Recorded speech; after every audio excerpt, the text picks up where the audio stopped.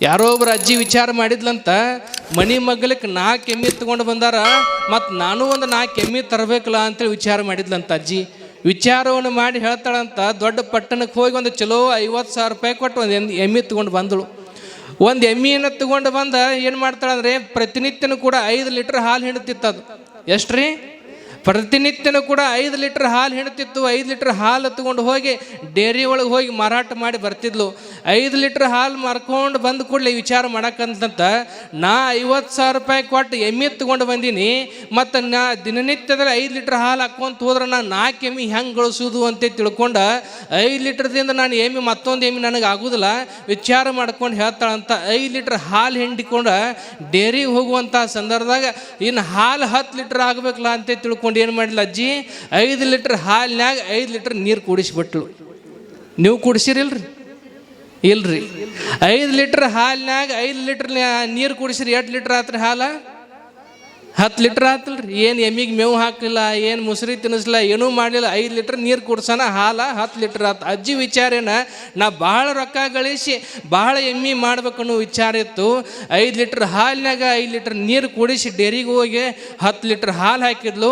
ಆ 10 ಲೀಟ್ರ್ ರೊಕ್ಕ ಬಂತು. ಎಷ್ಟು ಬಂತು? ಒಂದು 200 ರೂಪಾಯಿ ಬಂತಂತ ತಿಳ್ಕೋರಿ ನೀವು.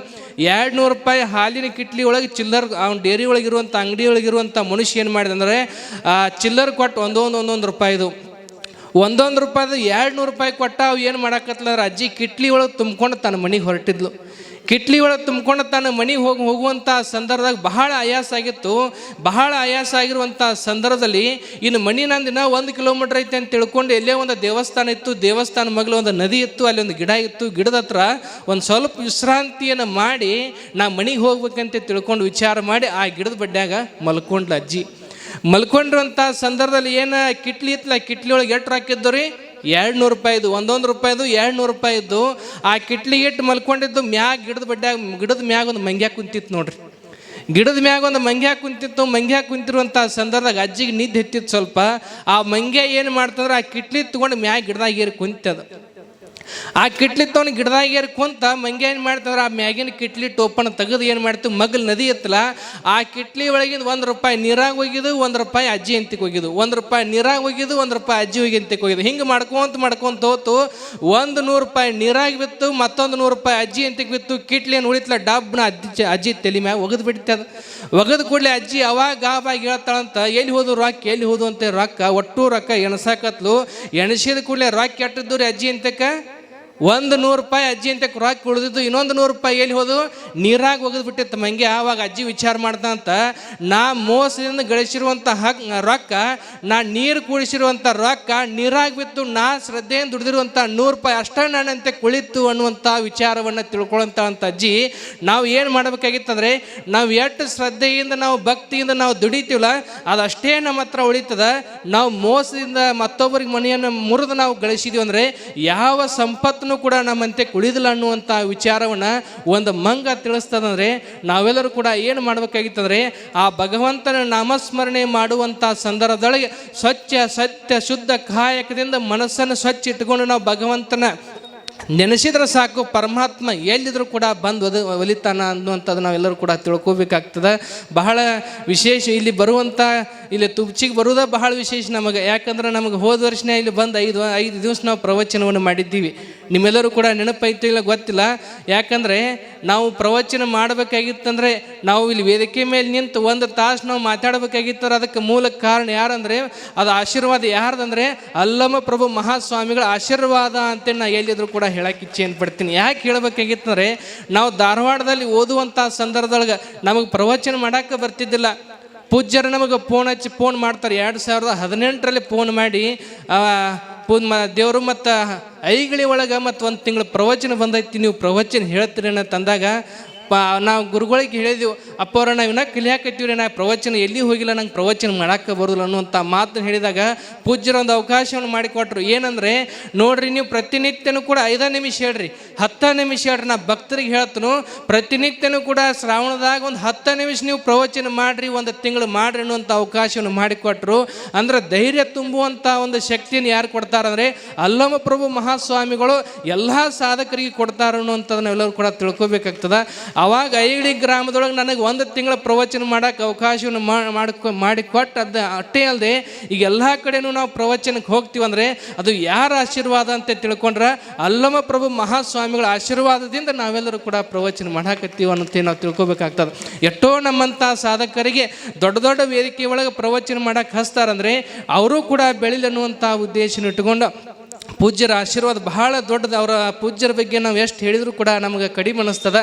ಅಂಥ ಪರಮ ಪೂಜ್ಯರ ಆಶೀರ್ವಾದ, ಅಂಥವ್ರ ಮಾರ್ಗದರ್ಶನ ಯಾವತ್ತೂ ಕೂಡ ನಮ್ಮ ಮೇಲೆ ಇರಲಿ ಅನ್ನುವಂಥ ಮಾತನ್ನು ಹೇಳಿ, ಅಂದರೆ ನಾವೊಬ್ಬ ಗುರು ಆಗಿರ್ತಾನ ಅಂಥೇಳಿ ನಾವೆಲ್ಲರೂ ಕೂಡ ತಿಳ್ಕೊಳ್ಬೇಕಾಗ್ತದೆ. ನಮ್ಮ ಬಸವರಾಜ ಶರಣರೊಂದು ಮಾತನ್ನು ಹೇಳಿದರು, ಏನಂದರೆ ಪೂಜೆ ಅರ್ಚನೆ ನೇಮವಲ್ಲ ಅಂತ ಹೇಳಿದರು. ಬಹಳ ವಿಶೇಷವಾಗಿರುವಂಥ ಮಾತು.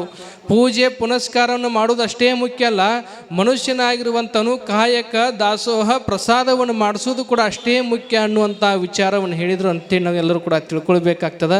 ಸುಮ್ಮನೆ ಒಂದು ಉದಾಹರಣೆಯನ್ನು ಹೇಳ್ತೀನಿ.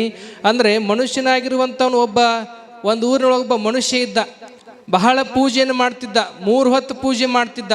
3 ಹೊತ್ತು ಲಿಂಗ ಪೂಜೆಯನ್ನು ಮಾಡ್ಕೊಂಡು ಅಷ್ಟೇ ಅಲ್ಲದೆ ಕೊರಳಲ್ಲಿ ರುದ್ರಾಕ್ಷಿ ವಿಭೂತಿಯನ್ನು ಧಾರಣೆ ಮಾಡಿಕೊಂಡು ಪ್ರತಿನಿತ್ಯನೂ ಕೂಡ ಪೂಜೆಯನ್ನು ಮಾಡ್ಕೊಂತ ಜಪ ಮಾಡ್ತಿದ್ದ. ಏನು ಜಪ ಮಾಡ್ತಿದ್ದ?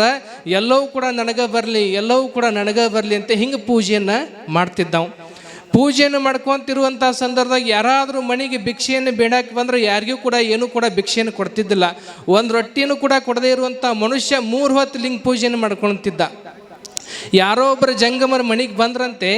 ಮನೆಗೆ ಬಂದ ಕೇಳಿರಂತ, ಯಪ್ಪ ಒಂದು ರೊಟ್ಟಿಯನ್ನು ಭಿಕ್ಷೆ ನೀಡ್ರಿ, ಏನಾದರೂ ಪ್ರಸಾದವನ್ನು ನೀಡ್ರಿ ಅಂತೇಳಿ ಅಂದಾಗ ಅವಂತಾನಂತ ನೋಡಿದ ಕೂಡಲೇ ನಾ ಯಾರಿಗೂ ಭಿಕ್ಷೆ ನೀಡಿಲ್ಲ ಅಂದವು. ನಾ ಯಾರಿಗೂ ಭಿಕ್ಷೆ ನೀಡಿಲ್ಲ, ನನಗೆ ಪೂಜೆ ಮಾಡ್ಕೊಳ್ಳುವಂಥ ಸಮಯ ಆಗೈತಿ, ನೀ ಹೋಗಿಬಿಡು ಅಂತ ಕಳಿಸಿದಂತ. ಅದೇ ರೀತಿಯಾಗಿ ಒಬ್ಬ ಪರಮಾತ್ಮ ಜಂಗಮನ ರೂಪವನ್ನು ತಾಳಿ ಅದೇ ಮನೆಗೆ ಬರ್ತಾನಂತ. ಬಂದ ಕೂಡಲೇ ಈ ಏನು ಪೂಜೆಯನ್ನು ಮಾಡ್ಕೊಳ್ತಾನಲ್ಲ ಮನುಷ್ಯ, 3 ಹೊತ್ತು ಲಿಂಗ ಪೂಜೆ ಮಾಡ್ಕೊತಾನಲ್ಲ, ಇವನು ಪ್ರಸಾದ ಇಡುವಂಥ ಸಂಸ್ಕೃತಿ ಇವನಲ್ಲಿ ಇಲ್ಲ ಅಂತ ತಿಳ್ಕೊಂಡು ಒಬ್ಬ ಜಂಗಮನ ರೂಪವನ್ನು ತಾಳಿ ಬಂದು ಅವ್ರ ಮನೆಗೆ ಬಂದ ಭಿಕ್ಷೆಯನ್ನು ನೀಡ್ರಿ ಅಂತ ಕೇಳಿದಾಗ ಆ ಮನೆಯಾಗ ಏನು ಪೂಜೆಯನ್ನು ಮಾಡ್ಕೊಳ್ತಿದ್ಲ ಮನುಷ್ಯ, ಆ ಬಂದಿರುವಂಥ ಜಂಗಮನನ್ನು ನೋಡಿ ಬಹಳ ಖುಷಿಯಾಗಿ ಏನೋ ಒಂದು ಸ್ವಲ್ಪ ಅನ್ನವನ್ನು ನೀಡಿಬಿಟ್ಟಂತ ನೋಡ್ರಿ. ಒಬ್ಬ ಜಂಗಮನ ಮುಖವನ್ನು ನೋಡಿ ಅನ್ನವನ್ನು ನೀಡಿದಾಗ 1-2 ಬಗಸಿ ಅನ್ನವನ್ನು ನೀಡಿದ ಕೂಡಲೇ ಆ ಜಂಗಮರು ಹೇಳ್ತಾರಂತ, ನನಗೆ ಬಹಳ ಹೊಸವಾಗಿತ್ತು, ನೀ ಅನ್ನವನ್ನು ನೀಡಿದಪ್ಪ, ನನಗೆ ಬಹಳ ಸಂತೋಷ ಆಯ್ತು ಅಂತ ತಿಳ್ಕೊಂಡು ಒಂದು ಅರಿವಿ ತಗೊಂಡ್ರು ಅವ್ರು ಜಂಗಮರ. ಒಂದು ಅರಿವಿಯನ್ನು ತಗೊಂಡು ಆ ಅರಿವಿ ಒಳಗೆ ಅನ್ನವನ್ನು ಕಟ್ಟಿದ್ರು. ಅನ್ನವನ್ನು ಕಟ್ಟಿ ಹೊಟ್ಟೆ ಕಟ್ಕೊಂಡ್ರು ಅವ್ರು. ಹೊಟ್ಟಿಗೆ ಅನ್ನವನ್ನು ಕಟ್ಕೊಂಡ ಕೂಡಲೇ ಆ ಮನೆಯಾಗಿರುವಂಥ ಪೂಜೆಯನ್ನು ಮಾಡಿಕೊಳ್ಳುವಂಥ ಮನುಷ್ಯ ಅಂತಾನಂತ, ಅಲ್ಲಪ್ಪ ಹೊಟ್ಟೆ ಹಸದೈತಿ ಅಂತ ನೀ ಅನ್ನಕತ್ತಿ, ಮತ್ತು ಅನ್ನವನ್ನು ಹೊಟ್ಟಿಗೆ ಕಟ್ಕೊಂಡ್ರೆ ಹೊಟ್ಟೆ ತುಂಬ್ತದನಂತೆ ಕೇಳಿದಾಗ ಆ ಜಂಗಮ ಹೇಳ್ತಾನಂತೆ, ನೋಡಪ್ಪ ಅನ್ನವನ್ನು ನಾವು ಹೊಟ್ಟಿಗೆ ಕಟ್ಕೊಂಡ್ರೆ ಹೊಟ್ಟೆ ತುಂಬಂಗ್ಲಂತೆ ನೀ ಹೇಳಕತ್ತಿಲ್ಲ, ಹಂಗೆ ಮನುಷ್ಯನಾಗಿರುವಂಥವ್ನು 3 ಹೊತ್ತು ಲಿಂಗ ಪೂಜೆ ಮಾಡ್ಕೊಂಡ್ರೆ ಪರಮಾತ್ಮ ಒಲಿಯೋದಿಲ್ಲ, ಹೆಂಗೆ ಅನ್ನವನ್ನು ಉಂಡ್ರೆ ಹೊಟ್ಟೆ ತುಂಬ್ತದೆ ಅಂತ ನೀ ಅನ್ನಕತ್ತಿಲ್ಲ, ನೀ ಮೇಲೆ ಪೂಜೆಯನ್ನು ಮಾಡ್ಕೊಂಡ್ರೆ ಮುಖ್ಯ ಅಲ್ಲ, ಮನಸ್ಸಿನೊಳಗೆ ಪರಮಾತ್ಮನ ಪೂಜೆಯನ್ನು ಮಾಡಬೇಕು ಅನ್ನುವಂಥ ಮಾತನ್ನು ಹೇಳ್ತಾರಂದ್ರೆ, ನಾವು ಇರುವಂಥವ್ರು ಏನು ಮಾಡಬೇಕಾಗಿತ್ತಂದ್ರೆ, ನಾವು ಮನುಷ್ಯನಾಗಿರುವಂಥವ್ರು ಪೂಜೆಯನ್ನು ಎಷ್ಟು ನಾವು ಶ್ರದ್ಧೆಯಿಂದ ಮಾಡ್ತೀವಲ್ಲ ಆ ರೀತಿಯಾಗಿ ಕಾಯಕ ದಾಸೋಹ ಪ್ರಸಾದದ ಶಕ್ತಿಯನ್ನು ಯಾರು ನಮಗೆ ತೋರಿಸ್ಕೊಡಾಕತ್ತಾರಂದ್ರೆ ಡಾಕ್ಟರ್ ಅಲ್ಲಮ ಪ್ರಭು ಮಹಾಸ್ವಾಮೀಜಿಯವ್ರು ನಮಗೆಲ್ಲರಿಗೂ ಕೂಡ ತೋರಿಸ್ಕೊಡಾಕತ್ತಾರ ಅಂಥೇಳಿ ನಾವು ತಿಳ್ಕೊಬೇಕಾಗ್ತದೆ. ಮನುಷ್ಯನಾಗಿರುವಂಥವನು ಒಳ್ಳೆಯ ಮನಸ್ಸಿನಿಂದ ಕಾಯಕವನ್ನು ಮಾಡಬೇಕಂತ ಹೇಳ್ತಾರೆ. ಕಾಯಕವನ್ನು ಮಾಡುವಂಥ ಸಂದರ್ಭದಾಗ ನಮ್ಮ ಮನಸ್ಸು ಸ್ವಲ್ಪ ಬೇರೆ ಕಡೆ ಹೋಯ್ತಂದ್ರೆ ಆ ಕಾಯಕ ವ್ಯರ್ಥವಾಗಿರುವಂಥ ಕಾಯಕ ಅಂತ ಹೇಳ್ತಾರೆ. ಮನುಷ್ಯನಾಗಿರುವಂಥವನು ಹಣವನ್ನು ಗಳಿಸ್ಬೇಕು, ಅದನ್ನು ಗಳಿಸ್ಬೇಕು, ಇದನ್ನು ಗಳಿಸ್ಬೇಕಂತೇಳಿ ಗಳಿಸೋದ್ರೊಳಗೆ ಮನುಷ್ಯನ ಜೀವನ ಹೊಂಟದ. ಗಳಿಸೋದ್ರೊಳಗೆ ಜೀವನ ಹೊಂಟದ, ಬಳಸೋದ್ರೊಳಗೆ ಜೀವನ ಹೊಂಟಿಲ್ಲ.